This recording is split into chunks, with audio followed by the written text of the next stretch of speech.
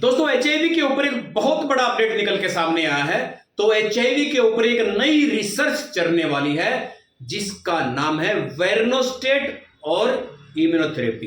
तो ये क्योर के लिए है, एचआईवी क्योर के लिए। देखो ये कितने % कामयाब होगी ये तो इसका रिजल्ट आने के बाद ही हमें पता चलने वाला है। लेकिन मैं थोड़ा सा आपको हिस्ट्री बताना चाहता हूं वेरोनोस्टेट और इम्यूनोथेरेपी है क्या। सबसे पहले मैं आपको बताना चाहूंगा वेरोनो जो स्टेट है वो एक ड्रग्स है, वो कैंसर की ड्रग्स है। ठीक है, इसको एफडीए ने यानी कि food and drugs administration America की जो एजेंसी है उसने 2006 के अंदर इसको अप्रूवल दी थी। किसके लिए अप्रूवल दी थी? कैंसर के लिए। कौन सी कैंसर के लिए? जब कोई इंसान कैंसर की रेगुलर दवाई खाता है और फिर वो ठीक हो जाती है काफी हद तक, फिर वो मुड़ के दोबारा से ग्रोथ होना स्टार्ट हो जाती है, तब ये जो वेरोनोस्टेट जो ड्रग्स है तब काम आती है। ठीक है, इम्यूनोथेरेपी तो आपको पता ही है, इम्यून सिस्टम को मजबूत बनाने के लिए। तो ये इस बेस पे काम करती है, यानी कि कैंसर की दवाई है वेरोनोस्टेट जिसके ऊपर ये रिसर्च चलेगी।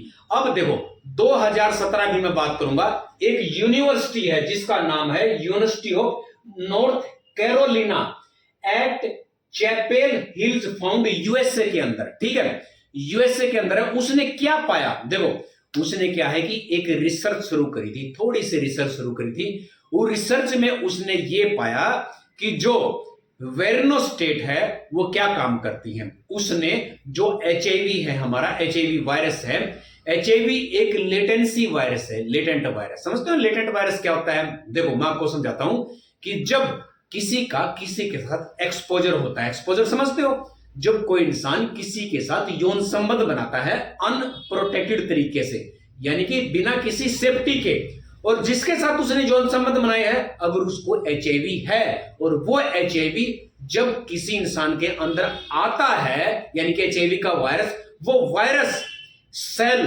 यानी कि कोशिका, उस कोशिका के अंदर बैठ जाता है। कोशिका का नाम क्या है? टी सेल, CD4 भी बोलते हैं। उसके अंदर बैठ के छुप जाता है तो इसका दूसरा नाम है लेटेंट वायरस, यानी कि छुपा हुआ वायरस, यानी कि छुप जाता है। अब ये वेरोनोस्टेट क्या करती है कि जब दवाई खाते हैं, खाने के बाद रिजल्ट निकल के आया कि ये उसको पहचान लेती है, उन सेल को, जो टी सेल है, जो एचआईवी इंफेक्टेड सेल है, उनको पहचान लेती है, और इम्यूनोथेरेपी जो है उसके द्वारा फिर उन सेल को खत्म कर दिया जाता है। तो इसके ऊपर और ज्यादा रिसर्च होनी जरूरी है। अब क्या है कि एफडीए ने 2024 में सुजेशन दिया है कि इस थेरेपी के ऊपर, यानी कि इस चीज के ऊपर भी दोबारा रिसर्च किया जाए। ऐसे ही सेम ये कैंसर में भी करती है। कैंसर में क्या करती है? एक स्पेशल टाइप का एक एंजाइम होता है, जो वेरोनोस्टेट की जो ड्रग्स होती है, जब उसको खाते हैं तो क्या काम करती है कैंसर के अंदर?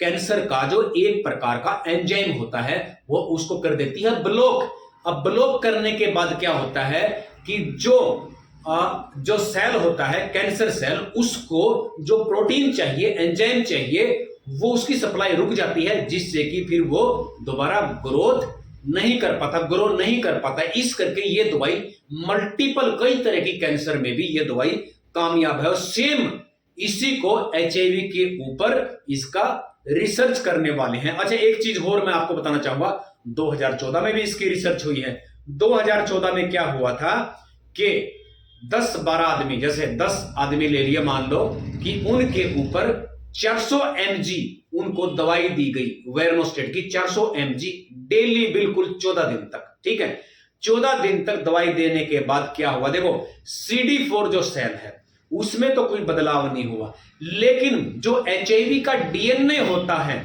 डीएनए मेन चीज है, उसके अंदर बदलाव देखा गया। ज्यादातर जितने भी पार्टिसिपेंट थे उसके अंदर सबके एचआईवी के डीएनए में चेंज देखा गया।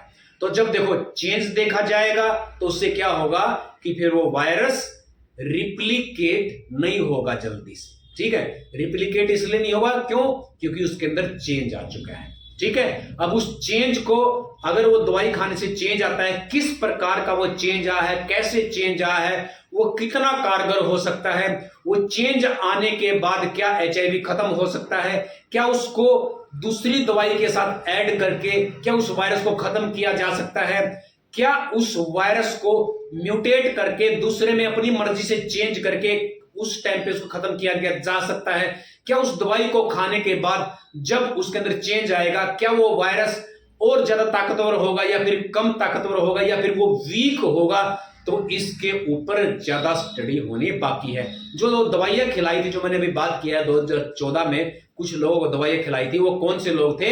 जो पहले से ही ART की दवाई खा रहे थे।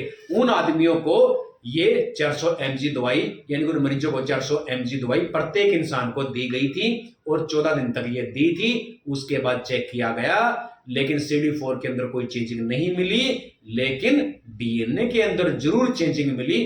तो इसी करके FDA ने बोला है कि इसके ऊपर दोबारा से रिसर्च की जाए, यानी कि एक सुजेशन आया है। अगर ये चीज कामयाब हो जाती है, क्योंकि देखो ज्यादातर जो दवाइयां होती हैं, कैंसर की दवाइयां होती हैं, वो इम्यून सिस्टम को बढ़ाने के लिए होती हैं। तो देखो HIV का जो वायरस है इम्यून सिस्टम को कमजोर करता है। तो काफी हद तक जो कैंसर की दवाइयां हैं वो भी HIV में अगर उन पे अच्छे से रिसर्च किया जाए तो वो भी एक कारगर सिद्ध हो सकती है। तो ये जो दवाई है वेरनोस्टेट जिसको बोलते हैं इम्यूनोथेरेपी, ये HIV क्योर्ड के लिए रिसर्च चलेगी, HIV क्योर्ड के लिए। अब आगे इसका क्या रिजल्ट निकलता है तो वो तो देखने वाली बात है। जब भी इसका अपडेट आएगा हम आपको बताएंगे। अगर आपको ये जानकारी अच्छी लगी तो इस वीडियो को लाइक करो, शेयर करो, सब्सक्राइब करो। तो फिर मिलेंगे आपसे किसी अच्छी सी वीडियो में, तब तक के लिए धन्यवाद।